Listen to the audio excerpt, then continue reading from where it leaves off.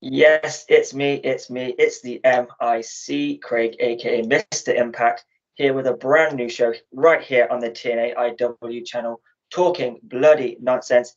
It's finally making its debut. In case you didn't know, in case you haven't really been paying attention, this show will be Impact Wrestling heavy, but we'll also talk a little bit of Brit Rest. So if you're interested in that, great stuff. If not, I'm sure we can change your mind a little bit on the whole Brit Wrestling as it is pretty hot at the minute. But as I say, it will stay Impact and it'll be the same old nonsense that you know and love. And as you can see with me is a new face to the TNAIW channel. I give you Nixon. Thank you very much, Craig. It's great to be a part of the team. We've been talking about setting this show up, and it's good to finally be, up and running. So if you don't know me, you probably don't, but you will. My name is Peter Nixon. I'm a British wrestler. I've been wrestling for 10 years, minus the pandemic.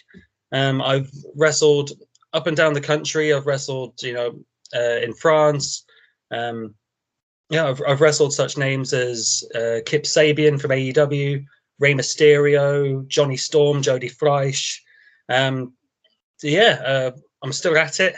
I questioned what I would be doing when I was, when the pandemic was on. Well, it's still on, I guess. A lot of us thought to ourselves, we don't really miss it. But then no one really retires from wrestling. So I thought, I'll pick and choose my dates when I come back to wrestling. I've been busier than ever. And having the same quality of matches that I had before the pandemic. So I'm very proud of that. And hopefully through this podcast, you'll be able to see more of my work. And that's me. I know we're going to be Impact Wrestling heavy. I discovered TNA Wrestling.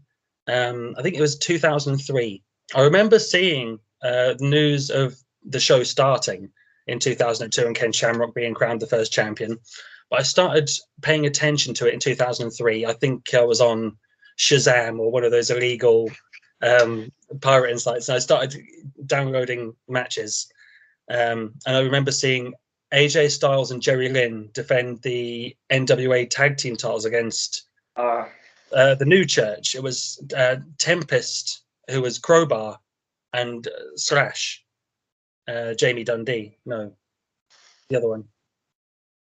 Slash, whoever that was, I can't remember. And I was hooked. I thought AJ Styles is totally different from anything else that I have seen in wrestling. And I couldn't wait to follow his career and learn more about the X Division. And as I started seeing more X Division guys like Low Key and Christopher Daniels, Chris Sabin, Frankie Kazarian, Michael Shane, I was hooked. And I've been an Impact Wrestling diehard ever since. I've followed them through the worst of times. You remember that awful tournament they did when they were off TV. I think it was the Bound for Glory, not the Bound for Glory series, but the World Cup of Wrestling or something. The World Title Tournament, was it? Yeah, the World Title something or other. I think there was 16 guys in it. And the shows were, the wrestling was good, but the shows just, they blended into each other, and it was poor. The show was poor, but we got through it, and Impact Wrestling are now producing arguably the best wrestling pay-per-views. Yeah, no, I completely agree on that. Impact, I've said it before on different shows, but Impact Wrestling, when it comes to the pay-per-views or the Impact Plus specials, they're on a level. They never drop below it, and they can only go above it, but they never drop below that level. Absolutely. Always now at 8 out of 10. But yeah, as for me, you guys here probably know me already. But for our new viewers, I'm Craig, aka the MIC, aka Mr. Impact, aka whatever you know me as. I I joined Impact pretty late. It was 2011 when I first saw my first episode, but 2012 when I became a proper Impact fan. The first the segment I ever saw on the show was Immortal kicking out Mr. Anderson. That was at first. The reason I stuck around was because I was watching it. I thought, oh, there's Bully Ray. Oh, there's Scott Steiner. Oh, there's Mr. Anderson, Mr. Kennedy. Oh, there's whoever, and just hooked me in. But then I couldn't really start watching over here, regularly here. I couldn't anyway, until I went to stay at my nan's for a couple of days. Stayed up, watched it. I believe it was the Bound for Glory series. I think it was Scott Steiner versus someone in the Bound for Glory series. And then along came Velvet Sky, and that was it for me. 13 years old and Velvet Sky was on the screen. Yeah, that was it for me. I'm hooked. So, but then the whole Ace and Eights things kicked off, and I just love that shit. It's wrestling. It's just cool. The Aces and Eights doesn't get enough love. What a great storyline that was. I know, flopped at the end, and a little bit. Yeah, but it's the starts and the middle of it. Even though my old high school friend, pretty much from day one, predicted it would be Bully Ray. Now I didn't know it was that obvious. I had no clue it was going to be that obvious at the time. I was watching it. I thought, oh, I don't know who it is. I don't know who the leader is. When it was announced as Bully Ray, I lost my shit. I threw stuff. I was fuming, which is obviously the reaction they wanted, and the reaction I happily gave them. As well as one of the greatest, probably the greatest heel reaction in TNA history. Oh yeah, when they were stuff in the cage. Yeah, probably the greatest reaction in TNA history for me. But I pride myself on being an Impact historian. I pride myself on knowing I can use this information, but I can name every world champion from 2011 up to now. Well, use this bit of history. Between us, I think we got the whole lineage covered. Then I could probably do 2002 to 2011. Well, maybe that will come in handy at some point. Who knows? Yeah, you never know. If we ever go on Quizzlemania or something. Yeah, who knows? Or maybe we'll I forget what we call the game show now. If we'll do the TNAIW family game night, if at some point I'm not hosting, then maybe that will come up in one of the quizzes we do. Who knows, right? That'd be great, yeah. But as for this show, we'll release it every Thursday.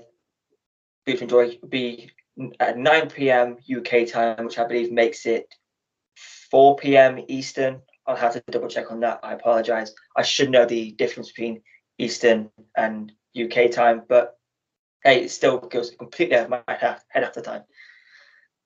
But every Thursday, we hear the same old nonsense that you know and love about Impact Wrestling, but with a little bit of BRIT thrown in.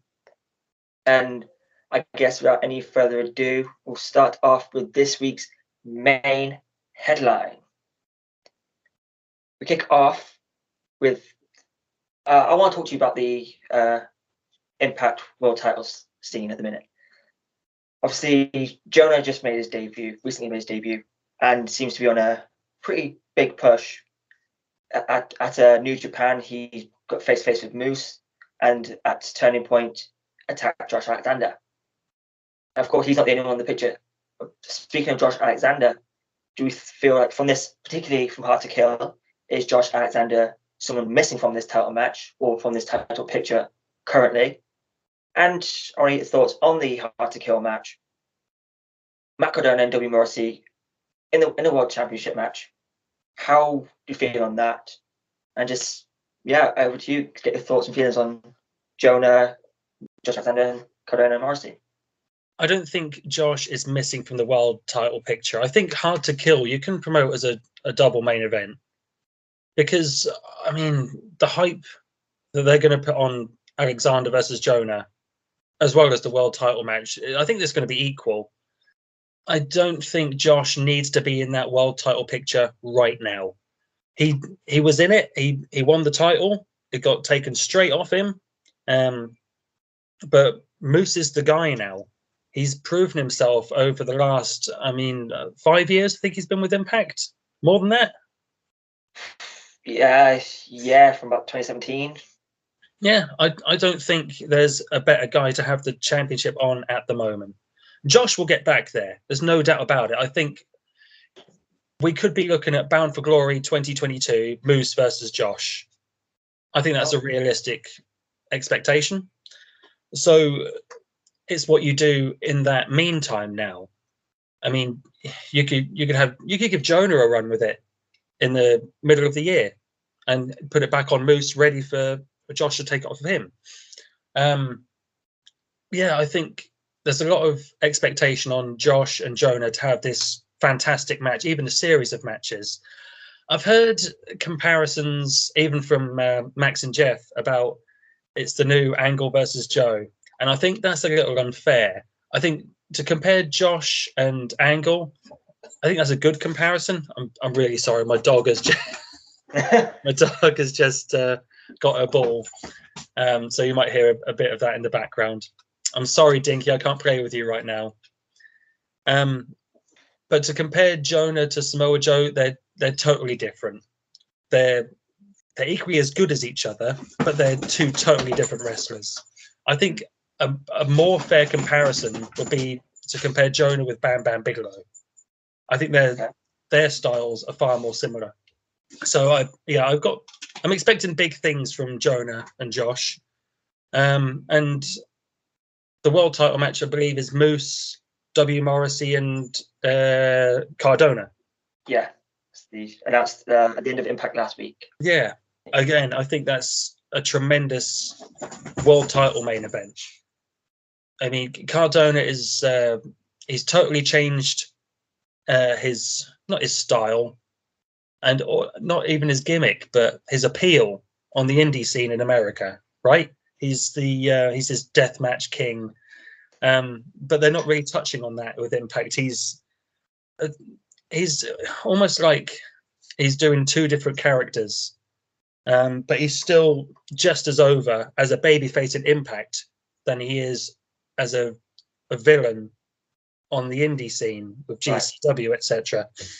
And W. Morrissey, he never did it for me in WWE when he was Big Cass, but that match he had, the three-way he had a few weeks ago with Cardona and Eddie Edwards, the best W. Morrissey match I've seen by far, by a country mile. Yeah. So he's really proving himself. Cardona's proving himself. Moose is already there. I mean, it's the perfect three-way world title match in the world title picture at the moment. Yeah, I completely agree with all that. I mean, starting with Jonah, I mean, when he came in, it did feel like a Samoa Joe type thing. I mean, because even though it is different in the sense that Joe came from Ring of Honor and Jonah, of course, came from NXT, but I mean, for a start, the guy is crazy athletic. If in NXT, Bronson Reed, I thought he was phenomenal. I saw his match. I didn't catch his North American title match, but I saw him teaming with the MSK against, I believe it was Grizzled Veterans and someone else. I forget. It's been a while. Yeah, LA Knight, someone like that. Yeah. Eli Drake to the Impact fans. Yeah. Or maybe it was the Guardian del Fantasma. That might be. Yeah, I think the Guardian del Fantasma.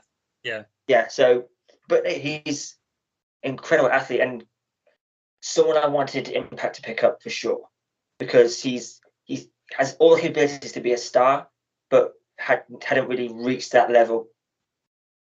He was really, really close in NXT to being the guy, but obviously budget cuts happen. So, but I think Josh Alexander versus Jonah is going to be a banger no matter where it happens. I believe it happened at this set of tapings, but I'm not entirely sure. I don't tend to read spoilers from tapings, so. Oh, is they not advertised it for the pay-per-view? I don't think it has been. They probably will do, but I believe they've had a match at these tapings. I believe right. so. I haven't checked, but I've heard rumors that it happened at these tapings. Okay. Again, I don't. If so, I think it will be they have a rematch at a pay-per-view. They have to. It's if Josh isn't in the world title match, then he has to have a big level match at Hard to Kill. If 100%. it isn't against Jonah, if it isn't Jonah, then I don't know who it can be. As I kept moving on to Josh, I didn't get it at first why they had Moose beat him straight after, but now I do. I can understand why Impact did it. It doesn't mean that I'm still not annoyed by it, but that's how I'm supposed to be feeling. That's the reaction they want. They want to be annoyed that Moose took the title away from Josh, which I'm all for. It's very. I can understand from a business standpoint why they did it, because if they had Josh beat Christian and then got an amazing world title run, which would have been amazing, but it would have been match after match after match. This can prolong the story, and when Josh finally wins it, he can be seen as that top guy when he's redeemed. Not redeemed. Before he's reclaimed his spot and can really go on a epic world title run now. Had he just beat Christian, it would have been great. Great matches, all for that. But now we have a great story. And also now moving on to Morrissey and Cardona, as you referred to that triple threat Morrissey had with Eddie Edwards and Cardona. I mean, the crowd was starting to really get behind it. At this point, obviously, he'd been teaming with Moose, so like he was getting booed in his feud with Eddie, and what he's been and the what he did to Alicia Edwards. That was a great heel tactic. I love that. As Big Cass in NXT, thought in NXT I liked Big Cass. I thought it was great as a tag team. Enzo and Cass is probably one of my favorite tag teams from NXT, and they should have won the tag titles in my opinion. But yeah. I also can understand why they didn't. I mean, but I said it before on different shows as well that this W Morrissey is how WWE should have turned Big Cass. Instead, they had him come in and just be like wear a suit and be like an arrogant heel instead of a badass, just destroying everyone heel, which is how it should have been presented. And I mean, Cardona, I love Matt Cardona. From the Edge heads to now, I've always been a fan of Matt Cardona. He's just obviously WWE. You can say what you want about how WWE treated him, which for some parts is good, a great US title run in my opinion. But then the IC title run came, which lasted 24 hours, just under maybe. I think it was just under 24 hours. But I mean, right now, Matt Cardona is probably the biggest star in the independent scene in the States. The reaction he gets from the GCW crowd is phenomenal. I mean, he plays it so well, and you can't understand why we haven't seen this before from him. He's such a talented dude, and he's even managed to turn Jeff onto being a Cardona fan, which is something if you listen to the show before, Jeff wasn't a big Cardona fan when he was released. We were talking about the releases at the time. He didn't want to see Matt Cardona, but now he's managed to convince him that he's one of the best. I want to say heel, but Matt Cardona's a babyface. We can't forget Matt Cardona's a babyface. He's a white meat babyface, which is everything we want it to be. But now, I mean, it's world title scene it's great at the minute. It's really, really solid. We have legit everyone in it. You could see them as world champion and be a great world champion at that. I want to said about you can see Cardona and Josh and Moose main eventing Bound for Glory in 2022. Now so you don't feel that like most people thought that especially with Hard to Kill coming up, that most people felt that Moose will be dropping the title at Hard to Kill, and then Josh picks it up and go on a great run. So you don't see that happening. It's not happening, but you think this feud can go almost a year. I think so. Yeah, I think that's very realistic. I can't see Moose dropping the championship at Hard to Kill. I mean, it doesn't make any sense. What are people saying? Who's going to be the champion if Moose drops it? I mean, I think it's because Moose is one of these wrestlers who doesn't necessarily need a world championship to be a big star. True. But on the other hand, I can't see Moose is a great world champion. I can see that now. I understand it should have happened a long time ago, but I was kind of on the side of Moose doesn't. I think Moose needs the world championship. The world championship doesn't need Moose. Yeah. Now I'm still kind of torn because I don't know if Moose really adds much to this world championship. He's a great champion. I can't deny that. But I'm just feeling a bit torn that because Moose doesn't need the world championship. I'm not sure the world championship needs Moose because obviously after the whole Tessa debacle, Eddie picked it up. Great run.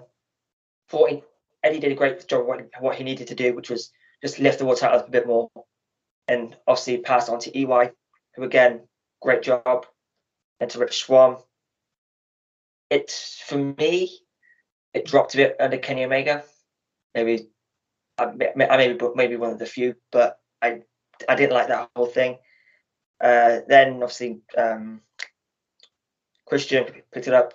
Thought great, amazing. Glad Christian's back in Impact.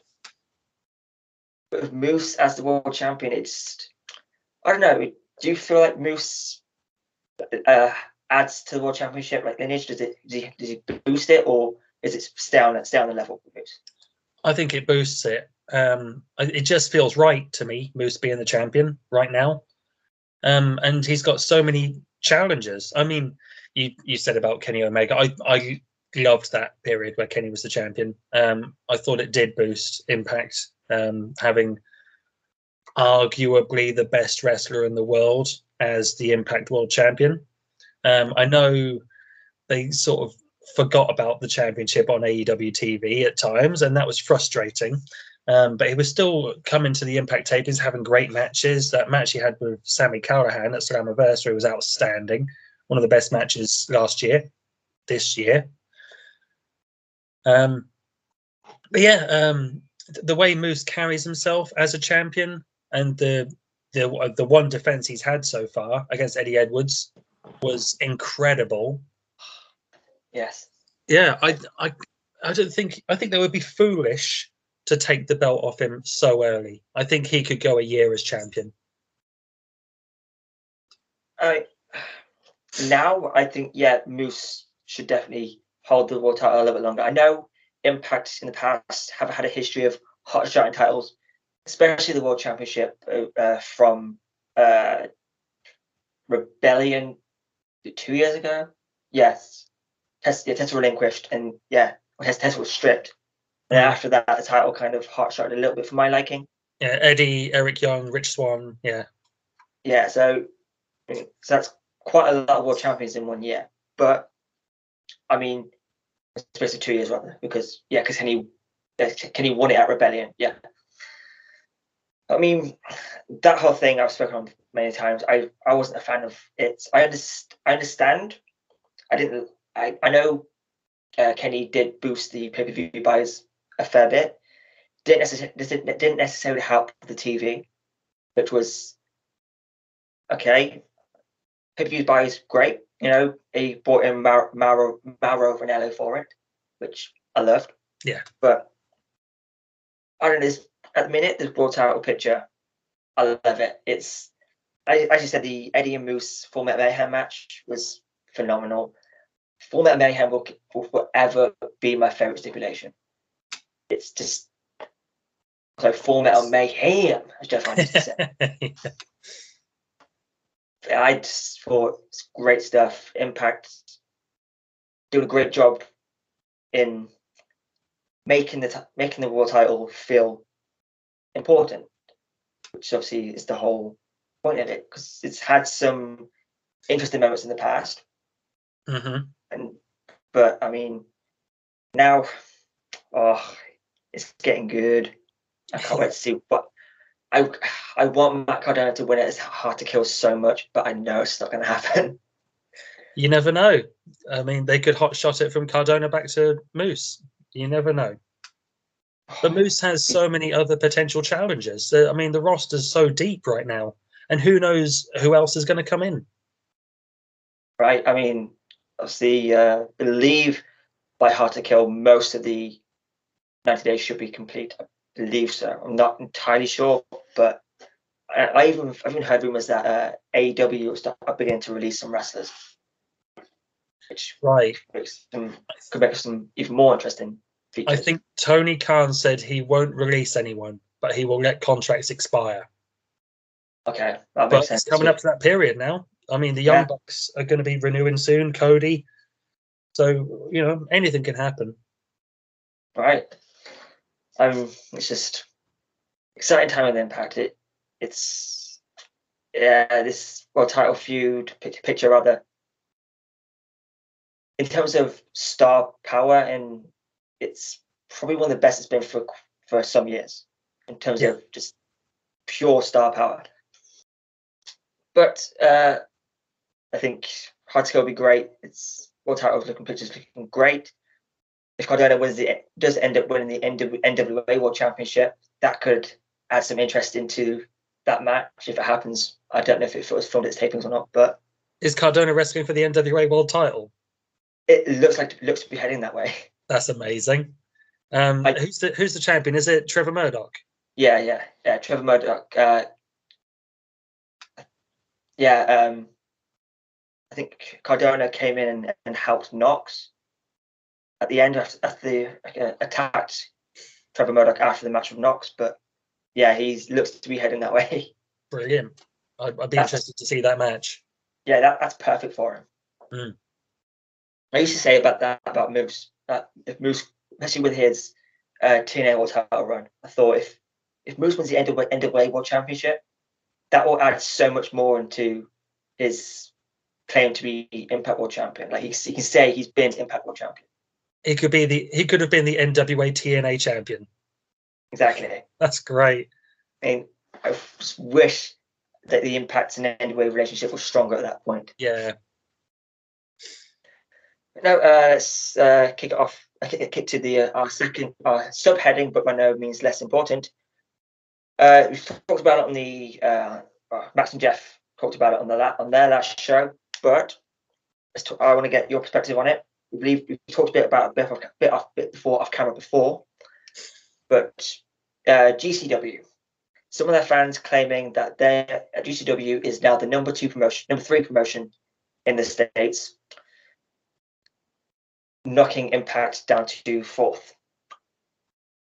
Your thoughts? Yeah, we did talk about it, and I do understand where people are coming from, but it's outrageous to say that GCW is more popular, is a bigger promotion, you know, has more stretch, has more viewers than Impact. GCW are doing great on the indies in the States. They're doing phenomenal. I think they've just sold out the Hammerstein Ballroom in New York. They're promoting big matches that people want to see. And I like their stuff. I love a bit of deathmatch wrestling. It's a guilty pleasure. I've got friends that are deathmatch wrestlers. They love it. They're doing really well for themselves. But it's a niche market. And GCW, I mean, you can say there's stuff on Fight TV. I don't know the numbers. I'm sure the stuff on Fight TV that they're promoting is doing good. But Impact is on TV in over 100 countries. GCW just doesn't have that stretch, I'm afraid. I think you can make the argument that Impact's TV deals with India and all over the world are the reason it's still in business. So yeah. I'm sure GCW will continue to grow and they will be a competitor, but right now it's outrageous to say that GCW are bigger, more popular than Impact Wrestling. Yeah, like I said, it's a niche. It's a very specific style of wrestling, which just is. If you go to TV with that type of wrestling, you're not getting on TV. No. If you bring Nick, I mean, obviously you've got an AEW, but if you have the GCW Nick Gage on TV, will be cut off air immediately. Look at the controversy. Sorry to cut you off, Craig. Look at the controversy AEW had with Nick Gage, the pizza cutter, and the Domino's advert. Exactly. That's Nick Gage watered down, like seriously watered down. If you have Nick Gage from GCW on TV, cut from air. There's no way around it. You can't have someone. I mean, I haven't even seen half the stuff he's done, but I've seen on GCW Alley Catch stabbing someone. What? Yeah, and she pulled out a knife and started slicing someone with a knife. Yeah, that's wrestling, is it? Like really? That's not right. That's attempted murder. And it wasn't gimmicked. No, he was genuinely bleeding from his arms. Oh, I couldn't watch that. Yeah, that's wrestling. I like deathmatch wrestling, but I couldn't watch that. No, I mean I've seen death matches. I watched. I was actually in attendance for Sammy Callahan versus Jimmy Havoc in a barbed wire baseball bat death match. Nice. That was, I think, the barbed wire was gimmicked. I think, but I think part of it was because they generally seem to be bleeding from everywhere the barbed wire touched them. Mm. And I've seen Jimmy Havoc jumped on the top rope barefoot and into some drawing pins, thumbtacks, excuse me. I can deal with all that. It's the paper cut thing, not a problem with it. But when you go and try and stab someone, that's not deathmatch wrestling. That's just trying to cause death. That's mutilation. That's sadistic. It's insane, and you can't have a company that has that on their show as the number 3 promotion in the States, because it's just you may sell at Hammerstein, fair enough, complete respect to that. Only a handful of companies have done that. Yeah. I don't believe Impact fully sold it out. I can't remember. I know they ran it in 2007. I want to say. Unless I think of somewhere else. The exhibition title switch, but I don't know. But I think if Impact went there now, because realistically, Hammerstein can fit 3,500. Yeah. Impact did that in Chicago in 2019 for Bound for Glory. Yeah, and New York is a big market for them. Yeah. Which, but just come on. And another thing that kind of frustrated me a little bit is that they're saying, GCW is the number 3 number 3 company in the States. And I suppose there can be an argument for that. But wrestling isn't just in the States. Wrestling is worldwide. If you're looking at worldwide companies, Impact is number 2. I don't think there's any real way that it can't be number 2. AEW had their deal with ITV really worked out, then yes, they can be number 2. But they obviously Cody made a big deal claiming that it was better than their deal, which I don't think it's better than the WWE deal, but I don't actually think it is. No, I don't think it is. Like, BT is frustrating, but I mean, they offer highlights to Channel 5. Yeah. And NXT UK airs on Channel 5 a couple days after it airs on BT. So, it's WWE number 1, but number 2 promotion worldwide is Impact. If you go back and look at their reach, I think they landed over here in 2007, I want to say, like properly landed here. I think the wrestling channel launched in 2004, so they were on TV then, and then and then they were on Bravo, Challenge. They've had some good TV deals over the years. Yeah, some great deals. I mean, obviously Challenge was arguably their best. I mean, Spike at the time, or Channel 5, that it nearly worked. Yeah, it very nearly worked. I think it was just a bad influx at the time. I mean, the hit in just after Jeff Jarrett took over and Jeff Jarrett came back in. I think that's when it hit. But again, it just didn't feel the same because it was Jeff Jarrett trying to make GFW a major player, which just didn't work. But back to the GCW thing. If you like GCW, great. The more people watch wrestling, the better. But you can't tell me that they have the number 3 promotion next to Impact, next to AEW, next to WWE. Like, how is that possible when you're not on TV regularly? If you have monthly pay-per-views, fine, great. Like I said, we're pro wrestling here on the entire channel. But I can't buy into the people telling me that GCW are number 3. Now, I'll go one better, Craig. I'll go one better. MLW are number 4. And GCW are number 5. Yeah, and the reason I say that is because of their YouTube show. I think the show airs on BN Sports and then they air it on YouTube a couple of days afterwards. And their roster's fantastic, and they're putting on great shows. So I'm not knocking GCW. Their stuff is great, but they are no bigger than Impact or MLW. Right. It's a very specific kind of wrestling, and it's just, I mean, if, for instance, Impact, when they were quite heavily into the intergender stuff, they got a lot of stick for that, and that was on TV. If GCW doing what they do, which is also intergender for the most part, intergender death matches, that's not going to translate well on TV.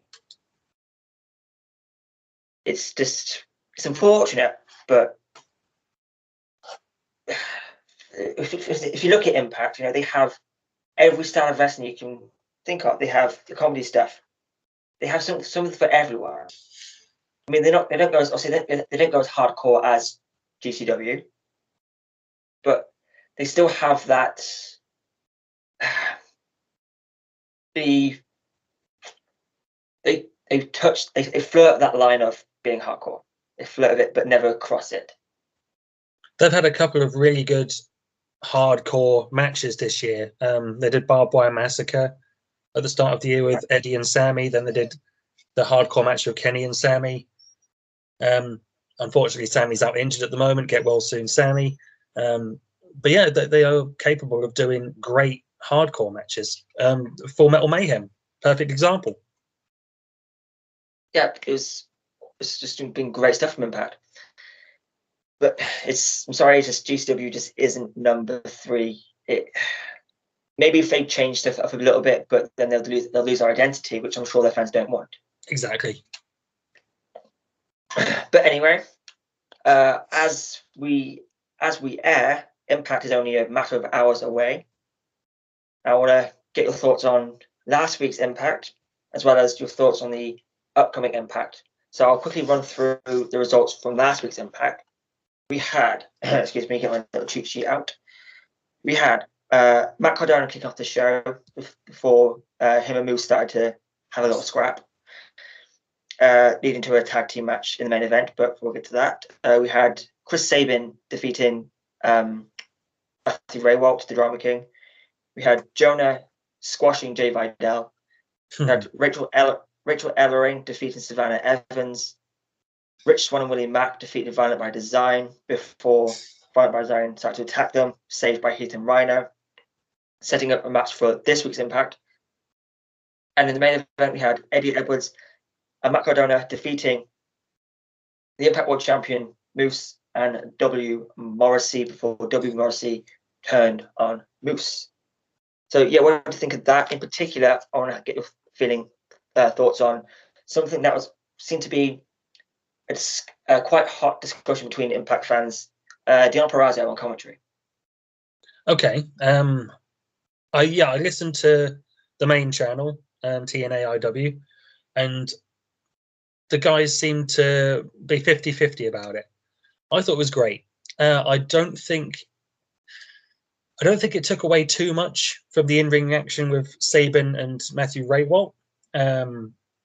What it did take away, it was important because we need to rebuild Deonna Purrazzo now. I think she's challenging Mickie James at the pay-per-view. Yeah. So yeah, they need to rebuild her as the next, the next challenger, but trying to reclaim her championship. And I love this change of attitude from Deonna, how she was very, business-like. Not, you know what I mean. Not business-like, but she had a strictly business head on. Yeah. Instead of, faffing about doing her better than you nonsense. She was focused and she wasn't taking any crap. And I like that side of Deonna Purrazzo. So yeah, I had no problem at all with her being on commentary for that match. And as I say, I don't think it took away too much from the in-ring action, which was a good match between Sabin and Matthew Raywalt. What do you think, Craig? How do you feel about that? I didn't like it. No. I'm in general, I'm not a fan of active wrestlers being on commentary. Oh, I totally disagree. I can understand the logic behind it, but when the camera pans away from the match to focus on the wrestling on commentary, it didn't need that. For me, that's something that myself and Lucha Doncic, good friend of the channel. We had a little thing. Basically, he pointed out to me, which great point, that there's more than one way to move a storyline along without having to be a backstage segment, without having to have running.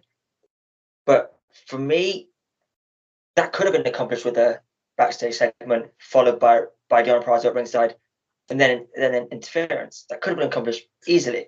Deonna didn't say enough for me to change my mind on that, on wrestling and commentary, which again I know that's now part of who she is. I can understand that, but I just don't like it. For me it takes away because they weren't talking about the match enough. They were mentioning it, maybe Stryker probably mentioned it 3 times, if that. But I was trying to get trying to get a conversation out of Deonna Purrazzo. It just wasn't for me. Okay, that's fine. It really wasn't my type of thing. The match was definitely a backdrop to Deonna Purrazzo. Yeah. But yeah, I didn't have a problem with that whatsoever. It was a perfect backdrop. I mean, I'm very happy with the match that we have in this week's Impact. Very happy with that because I'm a huge Chris Sabin guy, and maybe that's a factor in my opinion on that match. But I just don't think it was necessary at that point. You know, if Jonah would have spoken more and really got she gets really pissed off, you know, just says this, and this, but she just gave one-word answers, or I quote, "I would rather die." What was the point in that? Like, you could have done that backstage. It just wasn't for me. But as for Impact in general last week, how do you feel on the anything that took place on Impact? I think it was a good episode. I'm just going to consult my cheat sheet and go through what I liked about the show. Yeah, the Jonah bit with Jay Vidal, good first win for Jonah. I think I like people coming in with a squash match.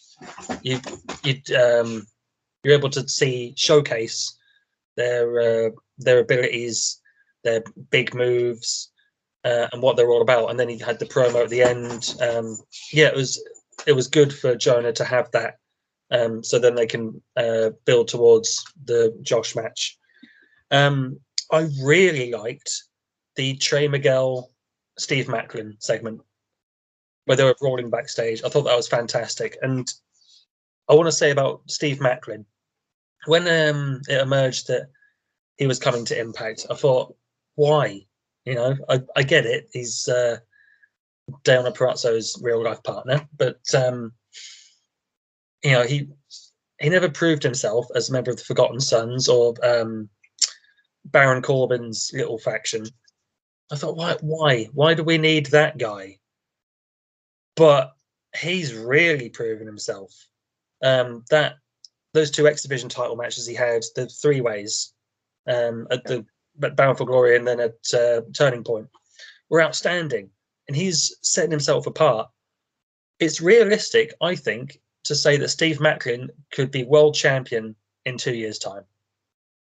And I never, ever, never thought I would say that. Wow. I mean, I completely agree on Macklin. Although when Impact picks someone up, for me, when it comes to free agents and everyone says, "Oh, Impact should look at this guy, Impact should look at that guy," I'm like, no, Impact should look at everyone. Because if there's one company who can take someone who's not had the best of runs in WWE or wherever they came from, if there's one company that can turn them around, it's Impact. They have a proven track record of turning these guys around, making them world champions. But they 9 times out of 10 they go back to WWE, which is unfortunate. Yeah. But by the time Impact have them, they're treated like stars, and they show to WWE and everyone else just what they were missing. Yeah. You know, Drew McIntyre, Christian, you can go. I'm trying to think of who the world champion, but Drew McIntyre for me is the biggest standout. Of course, yes, EC3, of course. Sorry for the podcast listeners. There, I was using hand signals to indicate EC3. Of course. But as a show in general, it was very, very solid. But so now, obviously, Impact, as I said, is mere hours away on Access TV and Ultimate Insider's first YouTube watchers. On that show, again, must consult my cheat sheet. We have coming up, these are the matches that have been announced so far, but there might be a few more, I'm not entirely sure. But we have a big mixed tag team match between Deonna Purrazzo and Matthew Raywalt taking on Mickie James and Chris Sabin. We have the Learning Tree going up against Finjuice. We have Rohit Raju taking on Lawrence D. the former Larry D. The Influence and Inspiration take on Decay, and Eric Young versus Rhino in a street fight. What you must looking forward to on that match, on that card so far, and yeah, just your thoughts in general on the build-ups to these matches. It is a stacked show. I didn't even know about the Rohit and Larry D match. I love Rohit Raju. I think he's another guy that I thought, nah, he's just a nobody. They got him to the X Division title, and I was fine with that. You know, he was a believable champion. And he's really improved over the last few years. Larry D, I think he's missing AC Romero. It's unfortunate that we had to lose him, but I totally understand. He asked for his release. I'm guessing he's going to go and do other things elsewhere. And hopefully they can rebuild Larry D, Lawrence D, as this sort of Casanova character with the ring rust. I think that's very good. The match that's jumping out to me is the Influenspiration against Decay. With 2 eyes, right? Well, 4 eyes. The Influenspiration. I don't know. The fact that they're wrestling all 4 members of Decay, I'm all for intergender wrestling. I've done intergender matches, and the challenge is making it believable. And I believed Tessa Blanchard winning the world title because she showed heart, desire, will to fight. Jordan Grace is someone you could easily slide into the world title picture. However, I just can't imagine, Jessie McKay or Cassie Lee going up against Brack Taurus. They're gonna. It's not going to be a fight, is it? It's not going to be a fair fight. They had to make it a comedy match.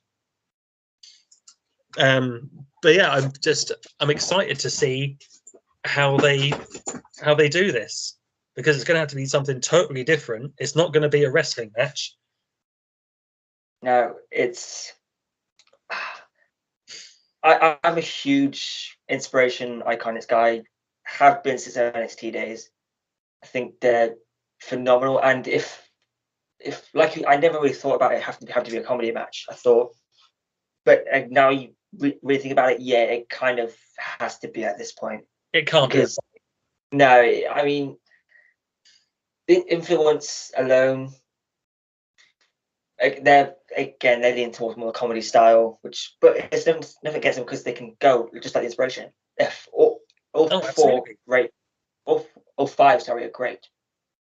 I mean, I've never really been a big fan of Tenille. It's just never really clicked for me with Tenille, but I'm enjoying the Influence.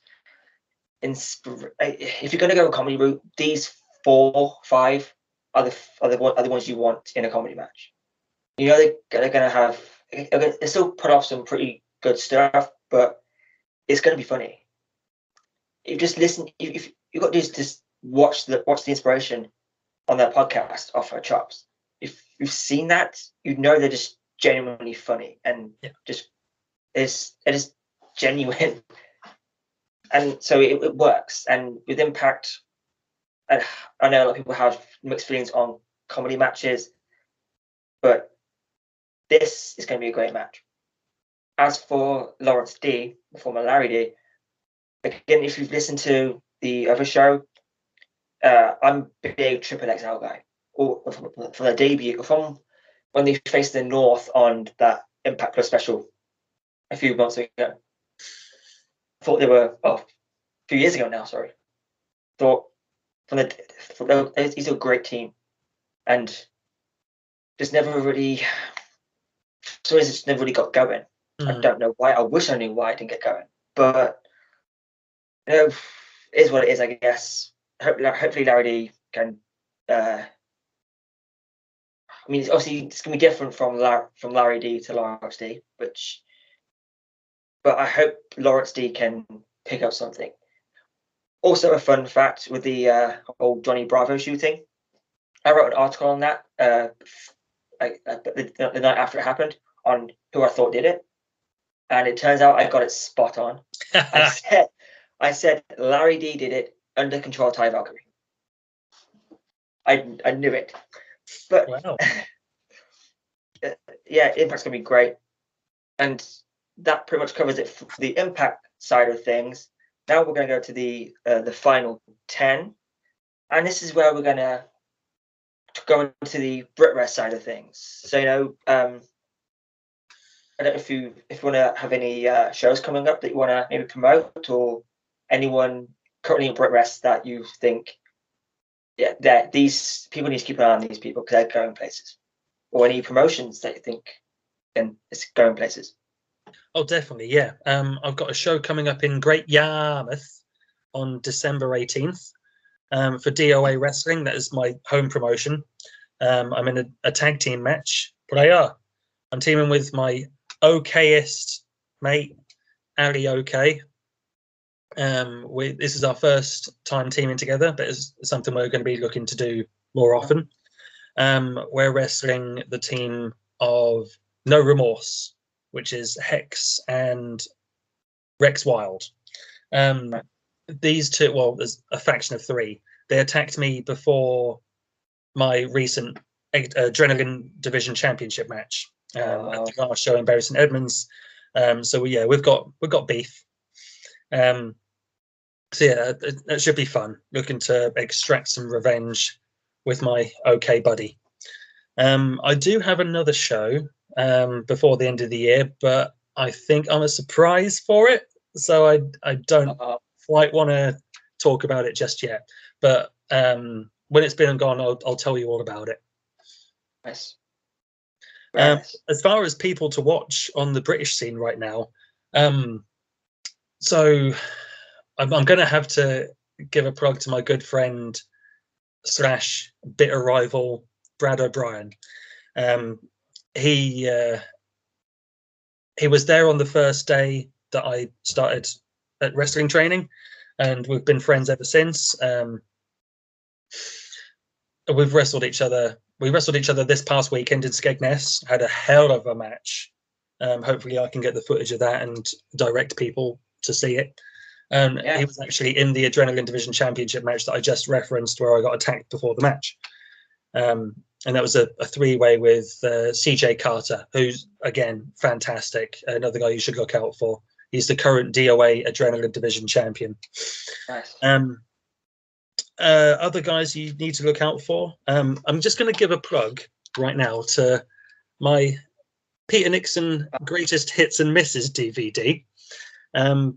So on here, I don't know if you can see it at the bottom. It's my one and only death match.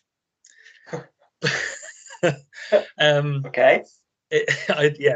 I never thought I would do a death match, but I think calling it a death match is unfair because it's a comedy match.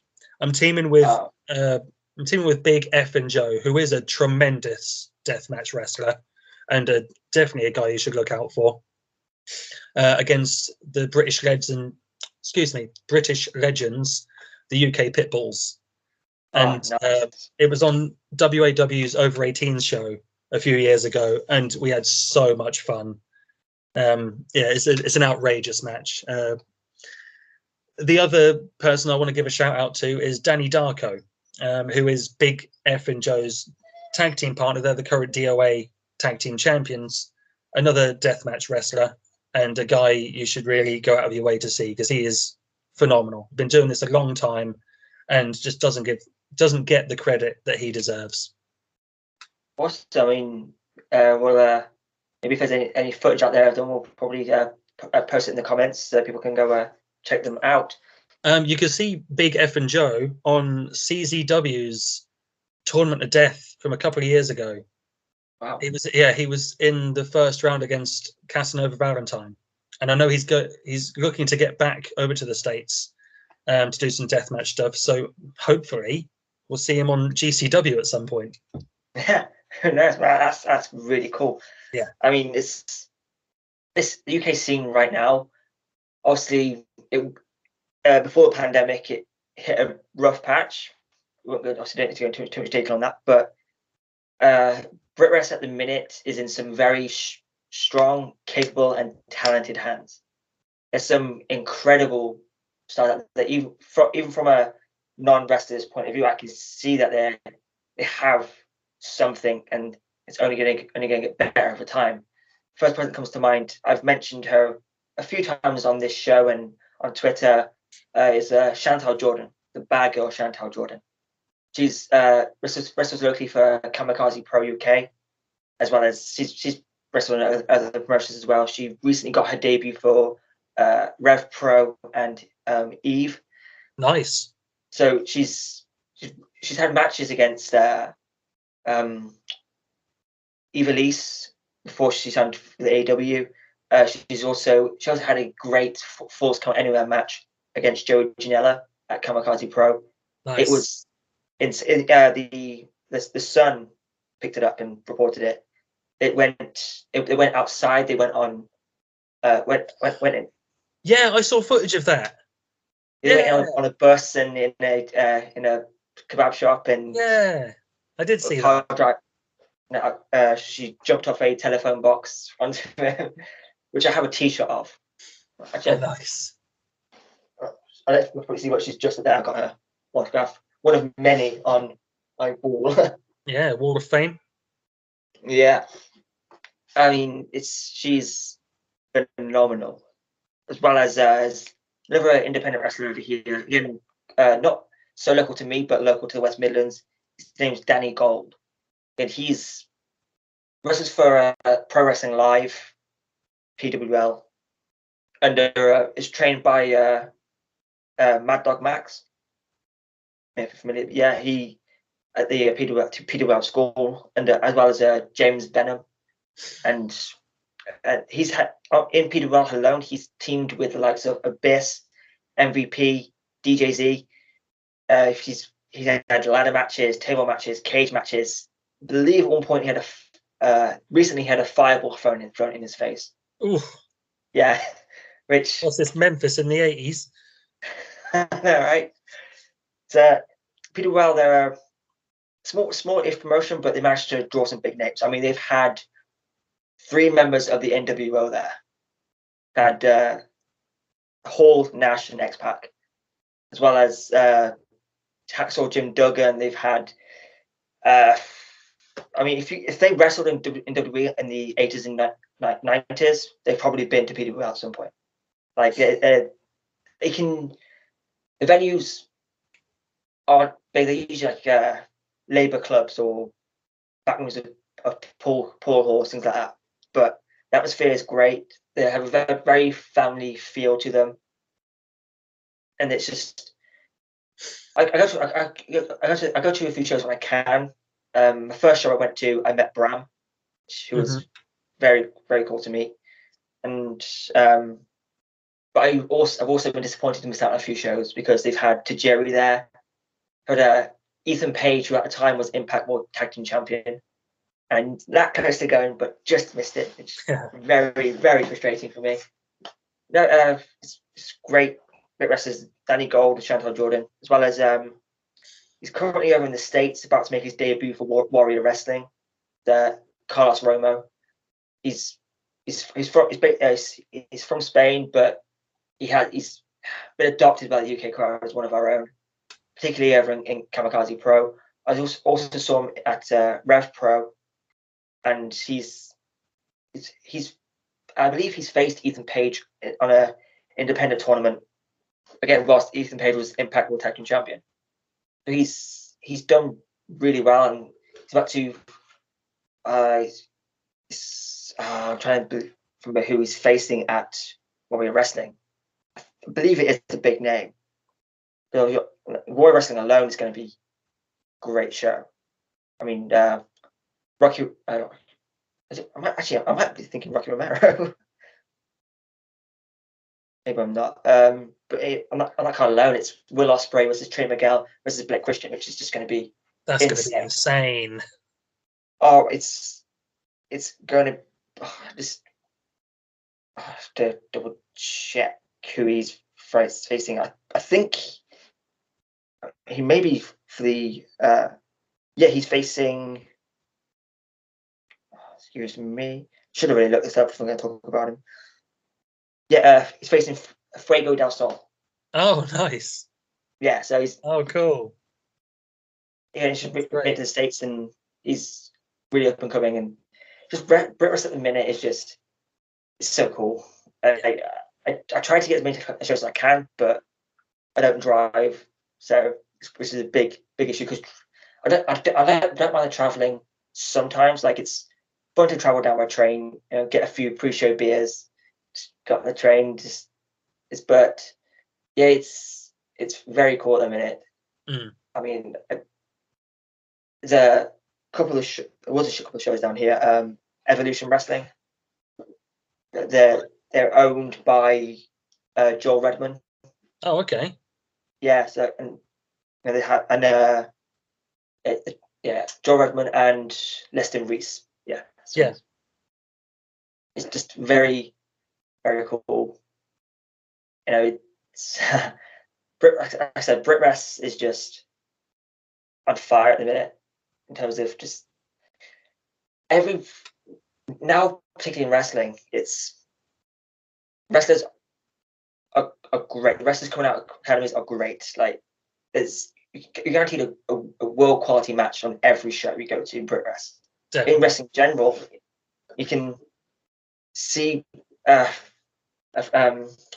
Chantal Jordan, who I mentioned, she faced off against Chris Ridgway.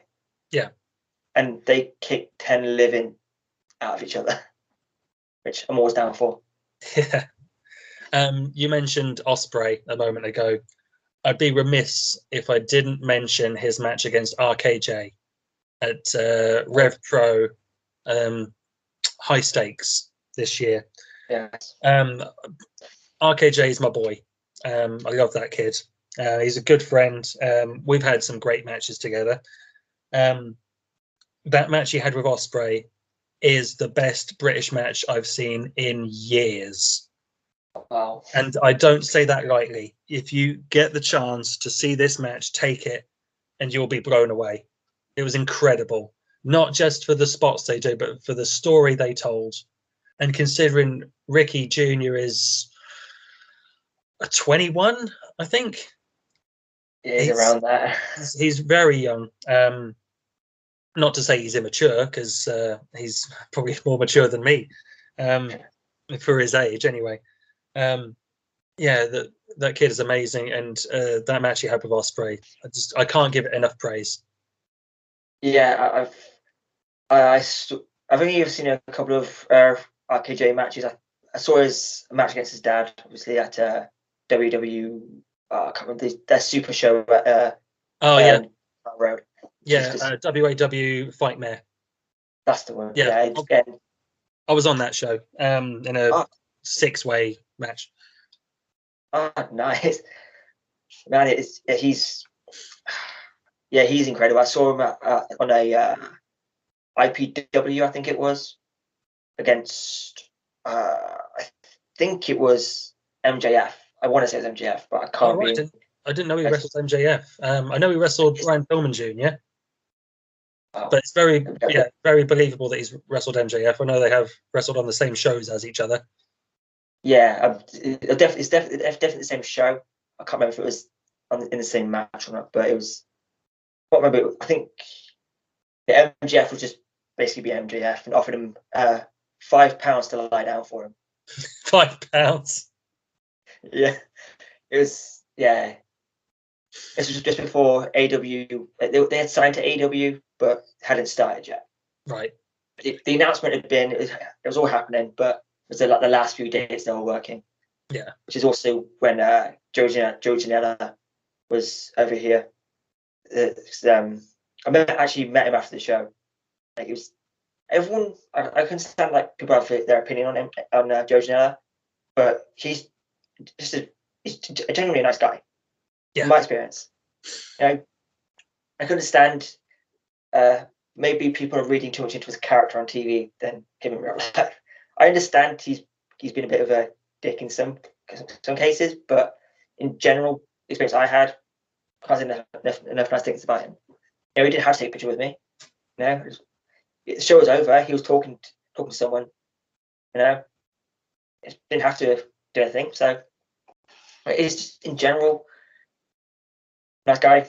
And honestly, my main promotion is Kamikaze Pro. I think that's the one I know I can definitely get to. But coming up, it's difficult for me because on the same night as Kamikaze Pro, which is the 19th of February, in Cheltenham, which is about 40 minutes from me, I have a card. And on that card, Hernandez from Impact is going to be on that card. Oh, nice. And in the main event for the MLW Middleweight Championship, you have Tajiri versus Jody Fleisch. Oh, okay. That'll be which good. Is going to be. But again, I also feel some loyalty to Kamikaze Pro as well, so because it's their Rumble, right? And again, I want to see that, but it happening half an hour apart. That's kind of going to be difficult to get to both shows, which is unfortunate. Yeah, you have to watch one of them on catch up, I'm afraid, Craig. Yeah, it's looking that way. If only there's a way to be in two places at once. I know. One day. Yeah, who knows, right? But yeah, that just about wraps up this debut episode of Talking Bloody Nonsense. I say thank you to you for watching. Thank you to you, Nixon, for being part of this thing we're doing. You know, we wanted to get more attention on the British scene for a while, and seems to be the perfect way to do this. Something I've been trying to, because the guys on the main show, they can't really follow it as much as I do, so it didn't really make much sense to add a UK show to that. But you know, it's something that definitely needs to be done, because the more shows, more wrestling podcasts out there, the more people talking about Brit Rest, especially, it's always a good thing. It's important to get the word out there, because as wrestling fans, when you get to go to a show and being in a crowd full of people who are there to love the same thing as you do, that's an incredible feeling. I can only imagine what it's like being in the ring and feeling that energy coming in. I can only imagine. There's nothing like it. If anyone is thinking about getting into wrestling, you've got to give it a go. I started training when I was 24, because I got to a point where I realized if I don't give this a go, I'm going to regret it for the rest of my life. And 10 years later, I'm still at it. But yeah, I've seen people come and go. I've seen people give it a go, realize it's not for them, and then disappear. But they gave it a go. You know, you've got to try these things out. And there's loads of good schools out there. WAW in Norwich, that's where I came up. There's so many great ones. SOS in Harwich, run by Paul Travell. Nice. Loads of good ones. Yeah, I mean, wrestling, I've thought about training to wrestle. I've nearly gone through with it once, but had a panic attack and couldn't go through with it.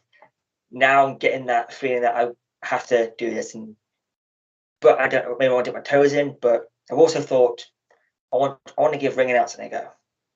Yeah. When I'm talking like this, when my voice won't come out, but when I'm like, I can feel like I can really give it some for an intro. Something I practice all the time. When I was a kid, I used to practice it a lot, a lot. I can kind of do a Howard Finkel impression, kind of. But I don't know. Maybe I say that for another episode. But yeah, I could give you some guidance on ring announcing, because people don't realize it's a hard job. You're not just announcing people to and from the ring. You're not just announcing the winners. You are the MC. You are the host of the show. You need to get people hyped up. You need to host the raffle, because Brit Wrestling is always a raffle. Good old raffle. Yeah, you need to come in and out of the intervals, get people hyped up, 5 minutes till showtime, take your seats, blah, blah, blah. You need to, if a kid in the crowd has got a birthday, you need to do that. There's so much you need to do. but it's a lot of fun, and I think you'd be good at it, Craig. So hopefully a company out there will give you a go. Yeah, it's just finding a way to get out there, to get people to, because there is a PWL, they have shows, but they have to use the wrestlers as ring announcers because they can't find a ring announcer that can stick permanently. Mm-hmm. But it's more of a, do I reach out to them or don't I reach out to them? Don't I? It's, my brain tells me, no, my heart tells me yes, my brain tells me don't do it. They don't want you. But hey, don't listen to your brain half the time. There's not talking about. But no, it's everything we have here. I mean, just again, thank you everyone again for watching. If you're watching us on YouTube, it's a small little thing, but hit subscribe, clicking that bell, thumbs up. Leave us a comment to let us know you're here and that you've watched. If you're listening to us, we're here, we're there, we're everywhere. Facebook, Twitter, YouTube, Sounder, Spotify, and wherever else you podcast. Until next time, I've been the MIC. He's been Peter Nixon. See you next time. Goodbye, my friends.